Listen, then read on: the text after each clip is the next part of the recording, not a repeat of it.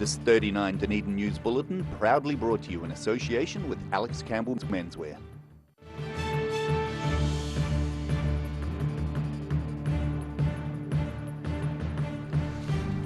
Tonight on 39 Dunedin News, the DCC focuses on preventing further mud tank problems after emails released show the issue is not a new one. 100 years of Anzac Day services is commemorated by thousands who turn out for this year's dawn services. And we'll find out how winter woolies are contributing to family bonding.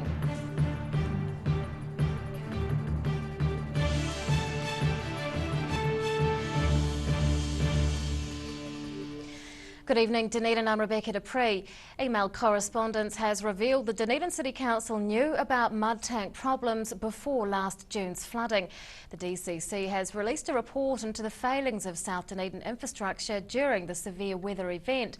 And now staff are looking to the future to see how they can prevent it from happening again. Opening the floodgates for debate. The DCC is looking to address infrastructure problems in South Dunedin that compounded the effects of last June's flooding. It follows the release of a report last week, but one councillor has been trying to get staff to address unkempt mud tanks since he first started noticing them in 2011. I found that more than half of them were inoperative because they were just absolutely chocker full. When it rained, the rain would just flow over the top of them. I started writing emails to staff to try to get them to do something about it. I counted up the number of emails I've written in the last 4 years on it, and it came to over 100. The report found that 75% of the mud tanks in South Dunedin were not functioning properly and were neglected by contractors. The report also found if the tanks had been in working order, a number of them wouldn't be able to take the rainfall and flooding still would have resulted. Fulton Hogan has since lost its contract with the DCC and CityCare will handle maintenance from now on. Council staff accept they failed to monitor what was happening and take responsibility.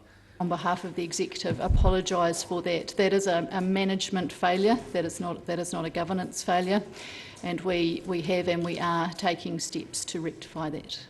The council's now looking at what it can do to ensure severe flooding doesn't happen again. It'll work with the Otago Regional Council moving forward to create strategies. Vandervis thinks requests or queries should be immediately uploaded to a council webpage for public viewing so they can be addressed. There is the possibility of now having a much better fixogram type system set up where people can actually take a photo of a mud tank or a pothole or trees near power lines, send it into the DCC, have it go straight on the website, have it logged, dated and timed so that something really will be done. The Council's long-term plan may be adjusted to include plans for South Dunedin's infrastructure. Annabelle Dick, 39 Dunedin News.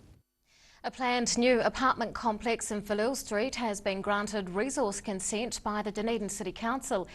The development is due to be built at 97 Falil Street near Vero House. It'll comprise 25 one- and two-bedroom apartments, each ranging in price from about $300,000 to more than $500,000.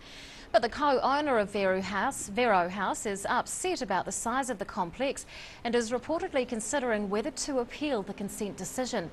He's worried about the building shading his premises, and other neighbours have also expressed concerns.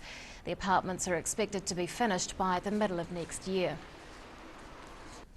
Residents have gathered in their thousands to remember and honour those who fought and died in New Zealand's armed forces. More than 10,000 people attended Dunedin's Anzac Day dawn service at the Cenotaph, while hundreds paid tribute at other locations around the city. And the occasion was made even more poignant with it being the 100th anniversary commemorations.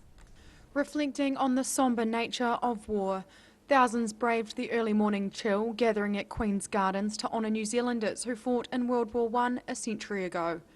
Later in the day, a large crowd gathered at the University of Otago for an annual student-led service. It's a fantastic service because it's actually a service where students get the chance to reflect on what war means to them. And it's also a fantastic service because it's actually bicultural. So most of what we do at our service is done in both English and in Te Reo. Anzac Day marks the first major battle involving troops from Australia and New Zealand in Gallipoli, but the city's commemorations also honour veterans from other conflicts. It's that aspect that Haynes says helps to ensure the stories of war are remembered well after veterans have passed away. I think it's really important that those stories stay alive in whatever way they can. On the one hand, it's fantastic that young people don't necessarily have to grow up in New Zealand with war in the back of their minds. But by the same token, I think it's really important for each successive generation to understand that their forefathers and foremothers actually made some huge sacrifices for them to enjoy the freedoms that they have today. She says by having a service at the university, students have the opportunity to think critically about war and how similar events can be avoided going forward. I think it's just about acknowledging the importance of it, but also putting an emphasis on the unity of our community, so that it's not just about commemorating an event, but what we're doing as a result of that event to move forward and create changes and be a better community. As more time passes, the well-known adage, lest we forget, becomes more poignant, with more effort required to remember those who fought. But judging by the consistent number of locals attending the city's services, the future of Anzac Day appears sure. Ruby McAndrew, 39, Dunedin News. Police are looking for a pair of men reportedly responsible for a car crash and a subsequent attempt to steal a replacement car part. Officers say 2 men were towing a vehicle when they crashed into a car parked in Melvin Street about 6 p.m. last night. That sparked an argument with a vehicle owner, ending in an agreement to replace a damaged bumper. Police believe the 2 men then jumped a security fence at an auto parts yard on Eclipse Road in Green Island, looking to steal a bumper. But they allegedly came away empty-handed and were reported to police by the owner of the damaged vehicle. Creative residents have been knitting winter woolies to raise funds for Dunedin Women's Refuge. The organisation is being donated the proceeds from an auction run by the Northern Artery Collective at the weekend, and the money is going towards a family bonding project. Gathering for a Mad Hatter's tea party. Residents donned their most inventive headgear for a charity afternoon tea run by the Northern Artery Collective on Saturday. About 30 handcrafted and knitted hats and hot water bottle covers were auctioned, and about 100 other items were up for sale. And they've been made by various people around the community, but particularly by the clients at Art Centre who are in town. They've made the most amazing hats and hottie covers. For $12 a head, people could enjoy an afternoon tea and partake in the auction or buy from a sales table. About $2,000 was raised in total, with all auction items selling on the day. The money's going to Te Whare Pounamu, Dunedin Women's Refuge. It's a charitable organisation with personal meaning for organisers. Women's Refuge has a really close thing to my heart. I have been a client of Women's Refuge, and they have helped me a lot in a time of need, and so I really wanted to do something back for them. Te Whare Pounamu is planning to use the money to print more copies of a cookbook for kids. It's aimed at making the kitchen a safe place for children and parents to bond. The auction and afternoon tea was also an avenue for the people of Art Centre, who use creative expression to deal with mental health issues. Punters were encouraged to indulge their wacky wardrobe fantasies for a frivolous feel. But this is made by a client at Art Centre, and I believe it's a Star Wars type hat. I'm not entirely sure, but I think it suits me. Northern Artery's done this kind of thing before, raising money for the local hospice and other charitable groups. Members are aiming to spread art among the community and in this case ensure residents are rugged up and ready for winter. Rosie Mannins, 39, Dunedin News. That was one very cool hat. Well, still to come on 39 Dunedin News, we take a look at a prison program that's making a difference in the lives of families, and we'll find out how members of a local motorbike club celebrated their 70th anniversary.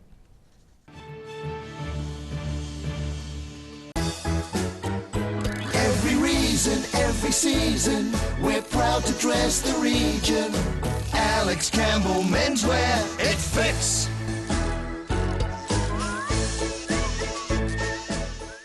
It's on again. The Star Regent 24-hour book sale starts noon 10th June. Don't miss out!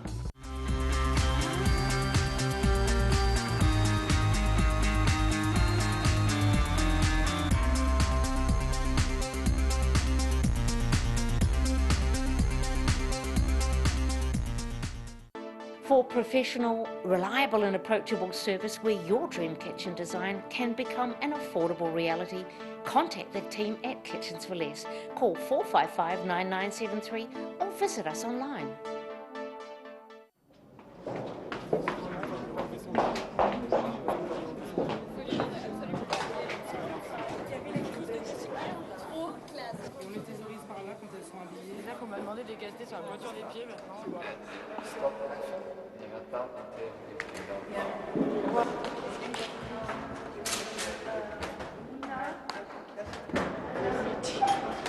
Oui, tu vas voir Marjolaine et le maquillage. D'accord, ok.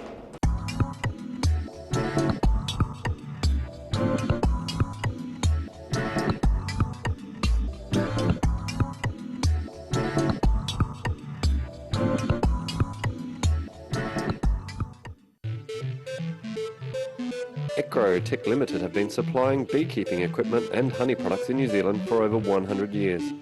A specialist manufacturer of hiveware and plastic products for the beekeeping industry. They are the leading supplier of beekeeping equipment nationwide. For all your beekeeping needs, visit ecrotech.co.nz or call 0800 11 7766. Mobility scooters Otago. Mobility scooters, new and used, electric manual wheelchairs, strollers and walkers. Free home demonstration and delivery. Call Tony on 03 455 2875 or visit our showroom, 211 King Edward Street, opposite Westpac. Garrador Dunedin, delivering quality stylish garage doors in Dunedin for over 15 years. New doors, replacement doors, repairs and maintenance are all part of Garrador's quality service. Garrador Dunedin offers a full range of modern quality doors to suit any home. Come visit the team at 553 Kaikoai Valley Road. Visit www.garrador.co.nz or call us on 488 5676. Welcome back. A more cautious approach is being considered by many KiwiSaver account holders, as shown in a recent survey. The latest ANZ Retirement Savings Barometer suggests Kiwis are trending towards keeping their savings intact. Only 27% are planning on withdrawing all their KiwiSaver money when they reach the age of 65. Low interest rates are believed to be influencing the preference for longer investments. Just over half of the 700 people surveyed say they have no idea what they'll do with their KiwiSaver money when it becomes accessible. And on that note, let's take a look at today's markets. The NZX 50 has closed the day down 70 points. It's now at 6,796. The Nikkei has taken a drop of 141 points. And to the exchange rates, and the Kiwi dollar kickstarts the week up against all of the currencies we follow. A program for local prisoners and their families is proving to have positive results. The Storybook Dads initiative is run at Otago Corrections Facility by the Methodist Mission, and Operations Leader John Crawford-Smith joins us to talk about it. Good evening. Good evening. What is Storybook Dads? At its heart, Storybook Dads is a literacy program for the men. What they do is they create a DVD, so they're filmed onto camera. There's a DVD, a book, a card and some other materials that go home to their child, and then they have that and they read through that. So the aim of that is literacy, but also it builds that relationship between the father and the child, and the father, the family and the wider whānau. How long has it been running?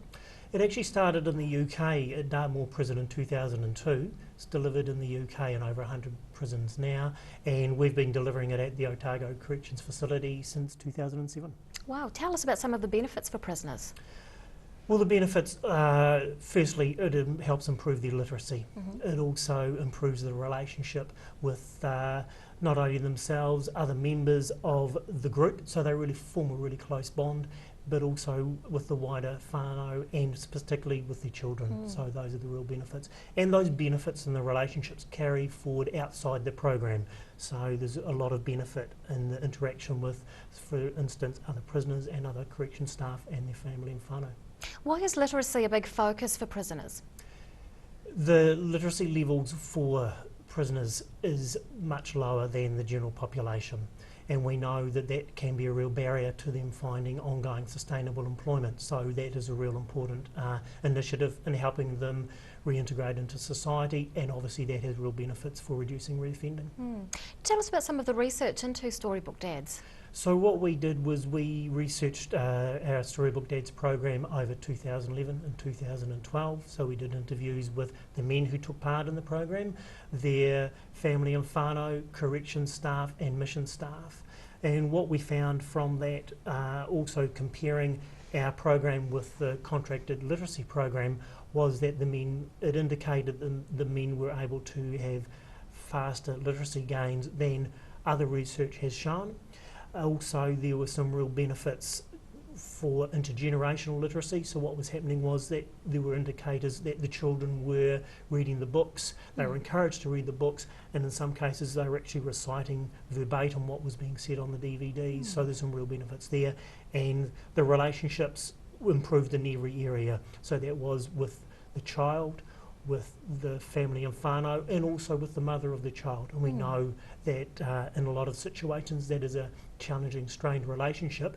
And for some of the people, what actually happened was that they saw the men in a different light. They saw how the child was a real motivator, and that is the real motivator for the men, is that they're able to do something for their child, and that's why they go on the program. And for some of the people that receive the DVD and the book, they see that in a different light, and often that can create more positive ongoing relationships. Is there any room for the program to develop further? We've actually developed it since the research that we did. So what we now have is we have an element whereby they actually create some materials, so like some puzzles or games or the likes of that fit with a story that also goes home. The obvious extension is that it may go nationally, and we're in conversation with corrections about that. And we've actually had some initial conversations, which they're supportive of in principle, around actually having live feeds. So what we're talking about there is that the child would be at, say, a probation site which has a feed to the prison.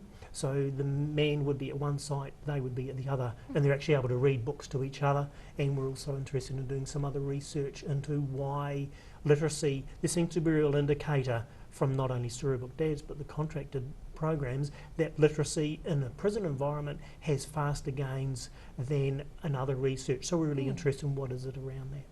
Now, you mentioned that there is the possibility of it going nationally. We know it's here in Otago. Sure. Is it not in any other prison in the country? There are some variations of it, and one of the elements of ours is that there is a pure literacy focus, and we've had conversations with corrections around that. Look, at the moment we send DVDs and books to people throughout the country, and that's something that we're keen to look and explore around. One of the challenges is the nuances of the program. It's not a pure literacy program. It's not a parenting program. It has a mix of those. So we want to make sure that whoever we partner with, that they get those nuances, and we're able to actually deliver the program as we see and the benefits are shown. Sounds like you're doing wonderful work. Methodist Mission Operations Leader John Crawford-Smith, thanks so much for your time. Thank you.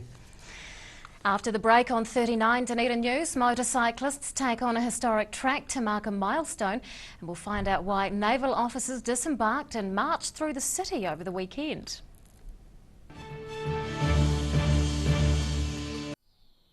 Sir Bob Charles, New Zealand's greatest golfer and still going strong. I'm sure that Sportsville was a contributing factor to my success, and I'll continue to use it. Sir Bob Charles Sportsville, a product so good he puts his name to it. Well, I believe Sportsville helps maintain your quality of life. Now being used by active men and women globally to support strength and mobility. It works for me. Sir Bob Charles Sportsville in the new all-black pack. Call now for the Sportsville special, 0800 502 402.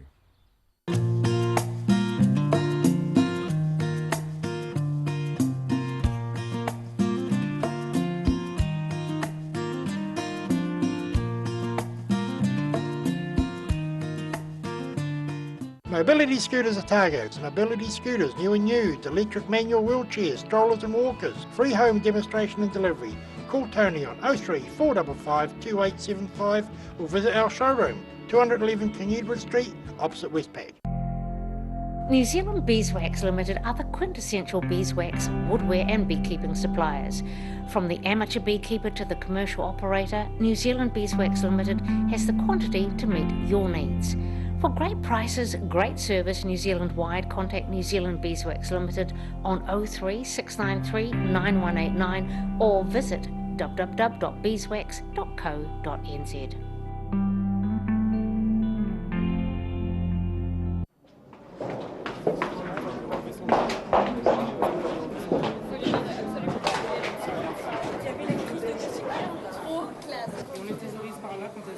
C'est-à-dire qu'on m'a demandé de les caster sur la pointure des pieds maintenant.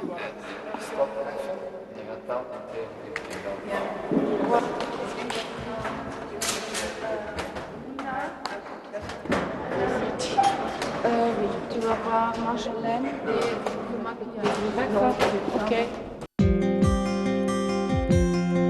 Finding that your grass seed just won't grow?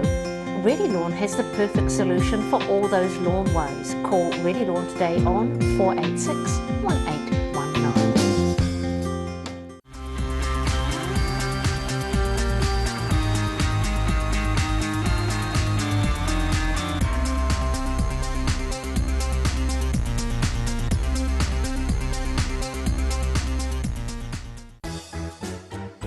Every reason, every season, we're proud to dress the region.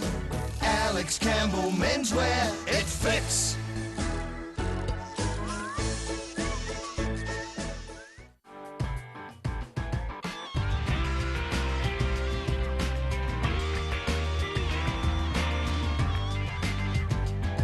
Tune in on Thursday for Motorsport Night on Dunedin Television.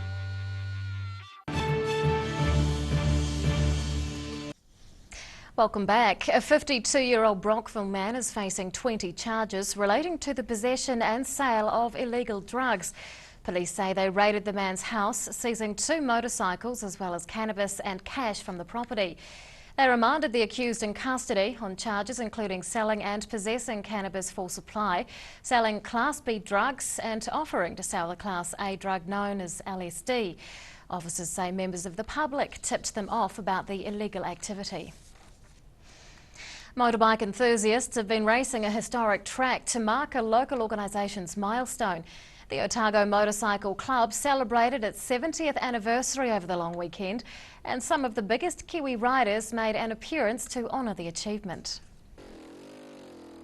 Preparing for an uphill battle, these motorcyclists are taking part in one of Dunedin's historic bike races that's been running for 70 years. This is a Tarsiel hill climb up a very steep and gnarly hill. Today it's going to be pretty slippery as it's obviously wet, ideally suited to dirt bikes, off-road bikes, but there's a few road bikes here as well. 28 riders aged from in their teens to their 80s congregated to take part in the Bethune Scully hill climb. The steep uphill race was initially a gravel track until it was converted to Tarsiel 25 years ago. Saturday's rainy weather didn't help attempts to break records, but this year was more of a celebratory affair than a race. We're not worrying about records. It's here to help celebrate the 70th anniversary of the club. The hill climb's got a lot of meaning to a lot of members, as I say, dating back to 1946, so it was thought that it was an ideal event for the anniversary celebrations. Motocross world number 2 Josh Coppins of Motueka made an appearance, as well as Dunedin expat Jeff Nash. He's the former president of the Otago Motorcycle Club and moved to Dallas, Texas 26 years ago to run North America's biggest Ducati franchise. Nash was invited back to make a guest appearance and celebrate his motorcycle roots. It's really enjoyable actually. It's so great to catch up with so many faces that I hadn't seen in so many years. So we all look a bit older and hopefully a little wiser. The race has held a long history in the region, with the world's fastest Indian, Burt Munro, once taking part as well. The Otago Motorcycle Club hopes to grow the event for the future to entice even more bike riders of all types and ages. Annabelle Dick, 39, Dunedin News. A dreary Dunedin day did little to dampen the spirits of those gathered to watch a naval parade at the weekend. Around 80 sailors from the HMNZS Otago marched through the city as part of the Royal New Zealand Navy's 75th anniversary celebrations. And it was also an opportunity to review the ship's regional charter, renewing its ties to Otago and Southland. Marching with a purpose. Staff and officers of the visiting ship MENSWEAR Otago have filed through the city for a naval charter parade. The sporadic event serves as a way of acknowledging the ship's link with one of its home ports. Our ship Otago is exercising our rights and freedoms of the city of Dunedin, so marching through the streets and really putting on a display for the people of Dunedin. The charter gives officers and staff the freedom to march through the city with their colours flying and their swords drawn. As the MENSWEAR Otago's two ports are Dunedin and Bluff, both Mayor Dave Cull and Invercargill Mayor Tim Shadbolt attended the parade. But Cull says the display is most beneficial to the general public. It's really important for our community. That's shown by the fact that every time there's an open day on MENSWEAR Otago, they can't cope with the numbers. So our community really appreciate being able to get on board, get to know the ship and get to know the crew. In the past, Dunedin was considered a leading city in regards to national defence, and Cull says that's still the case when it comes to Navy operations. This latest visit is about more than just a parade, with naval staff and officers utilising their short stint in the city to do some good. When we arrived alongside on Thursday, we sent a group of people up to the Veterans Home Monticello as a working party up there to give something back to the community down here. And we always try to do that when we get into small towns around New Zealand. It's the third charter parade that's been held for the MENSWEAR Otago, and it's hoped there'll be many more to come. Ruby McAndrew, 39 Dunedin News. And now recapping tonight's top stories on 39 Dunedin News. City Councillor Lee Vandervis says he's been warning staff about blocked mud tanks for years as the council scrambles for a solution. Thousands of people attended Anzac Day services throughout the city, remembering those who fought and died in battle for their country. And residents have been supporting the Women's Refuge by taking part in a charity afternoon tea and auction organised by Northern Artery. Well, it's time now to find out what's going to be in Wednesday's Otago Daily Times, and Phil Somerville's with us. Good evening. Yes, hi Rebecca. Tomorrow's Fresh Day, of course, and there's a fashion feature on packing for a winter getaway, so let's hope our fabulous autumn keeps on going and we don't need that for some time to come. The opinion page, we like a variety of views, and tomorrow the Compass Group and the Chief Executive of the hospital are both giving their point of view, so interesting to see what they say. Sad story, a mother's devastated after the grave of her 7-year-old who died last year of cancer was desecrated and some ashes taken. And of course, at the moment, we can't have a paper without more on the mud tank debate, and it was a pretty hot debate at the council this afternoon. Any mudslinging, Phil? I'm sure there was. I'm surprised you didn't burst that one out. Well, next time. Next time. That is tomorrow's ODT. Thank you. It's time now for local weather. This 39 Dunedin News weather update proudly brought to you in association with Silverhorn's Emu Oil. Here is our city view. It's taken of Dunedin from the Roslyn Bridge. Around the city, it's 3 o'clock today, a little bit cooler, 14 degrees for the central city, 13 for the gardens, 15 out on the Tyree. To the situation, the southwest flow will ease this week as an anticyclone approaches from the Tasman Sea. To the forecast for some of the main towns in the lower south for tomorrow, westerlies with some cloud for Invercargill, Gore and Tianau, a fine day for Alexandra with 16 degrees. A fine one for Queenstown, Wanaka and Twizel, all on 16. Southwesters with some cloud for Oamaru and a high of 15. Remaining fine in Dunedin tonight with a low of 5. Sunny periods tomorrow with southwesters and a high of 15. And on Thursday, fine with 16 degrees. To the Otago Pallet Fires tidal and fishing information, high tide tomorrow morning is at 7:04. Low tide follows at 4 to 2. And fishing conditions look good tomorrow, particularly at around 4:30 p.m. And that's all from the team here at 39 Dunedin News for Tuesday. See you again tomorrow. Good night.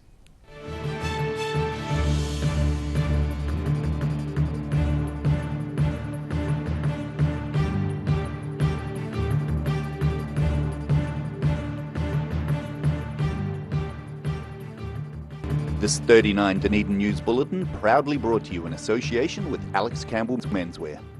Supporting local content so you can see more of New Zealand on air.